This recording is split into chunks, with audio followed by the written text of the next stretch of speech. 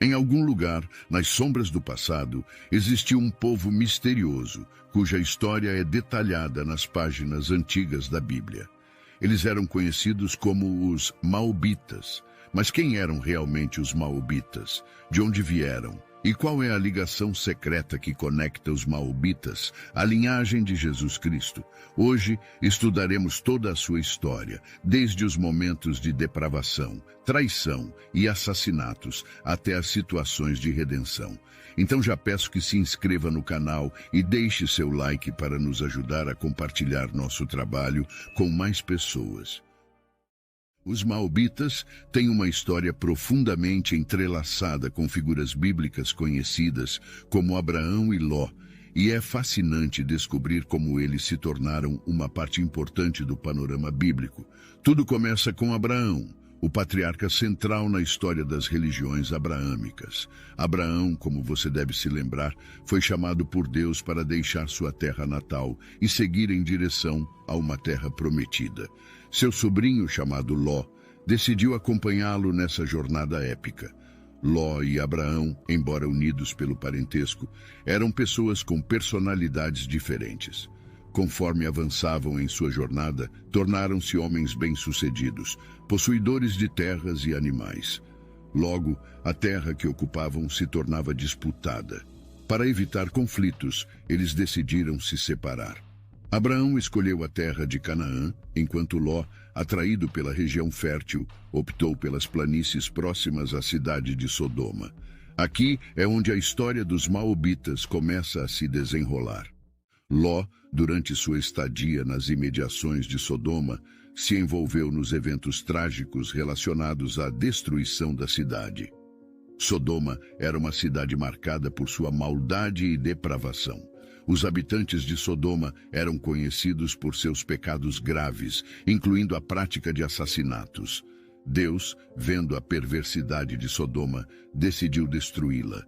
No entanto, ele lembrou de Abraão e sua promessa a ele. Sendo assim, 2 anjos foram enviados para avisar Ló e sua família sobre o iminente julgamento de Deus e instruí-los a fugir sem olhar para trás. Durante a fuga, a esposa de Ló desobedeceu às instruções divinas e olhou para trás, transformando-se em uma estátua de sal. Após a destruição de Sodoma, ele fugiu com suas 2 filhas, temerosas de que não houvesse outros homens na região para se casarem e continuar a linhagem. As filhas de Ló orquestraram um plano para garantir que a linhagem de seu pai continuasse.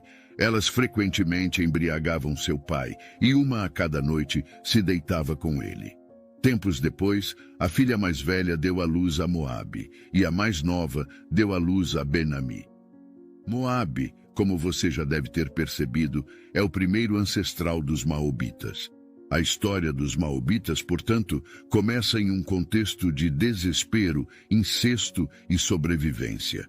Eles eram descendentes de Ló, sobrinho de Abraão, mas sua origem peculiar não foi esquecida nas páginas da Bíblia.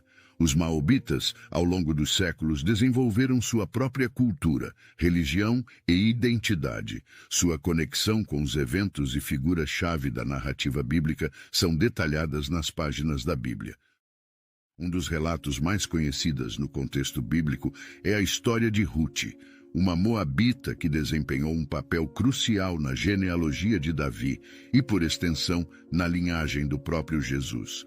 Tudo começou em tempos difíceis, quando a fome assolou a terra de Judá.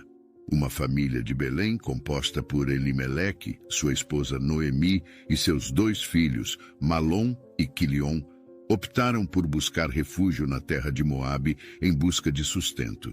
Lá, seus filhos, Malom e Quilion, se casaram com mulheres moabitas, Orfa e Ruth. No entanto, a tragédia se abateu sobre essa família.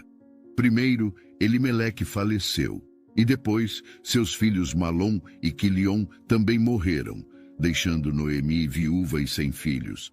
A família estava devastada pela perda. Então, Noemi decidiu voltar à sua terra natal, Belém, uma decisão que teria um profundo impacto em Ruth e em toda a história subsequente.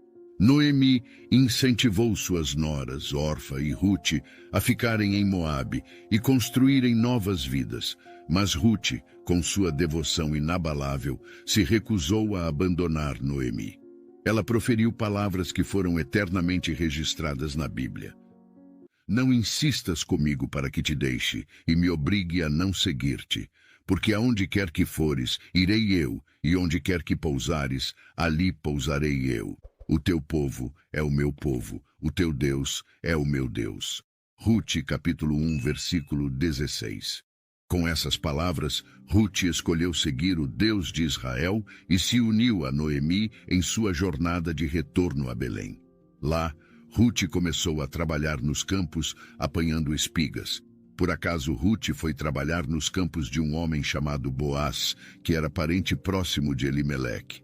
Boaz também ficou sabendo que Rute era parente de Noemi e, portanto, elegível para o costume bíblico do resgatador, que envolvia um parente próximo casar-se com a viúva de um parente falecido para preservar a propriedade e o nome da família.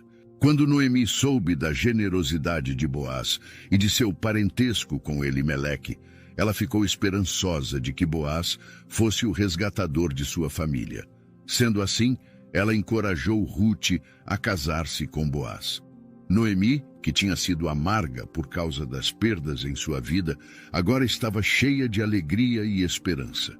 O casamento de Boaz e Rute foi uma bênção não apenas para eles, mas também para toda a linhagem de Davi e finalmente para a humanidade. De seu casamento nasceu Obed, o avô de Davi, e a linhagem real que culminaria no nascimento de Jesus Cristo.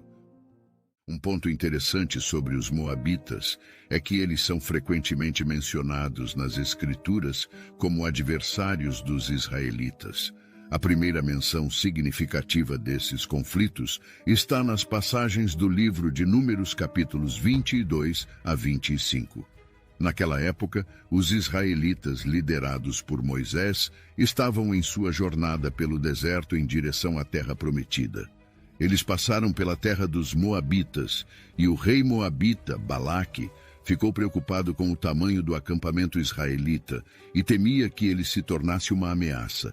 Então, Balaque envia uma mensagem a Balaão, um profeta conhecido por suas habilidades divinatórias, pedindo que ele amaldiçoe os israelitas e os afaste.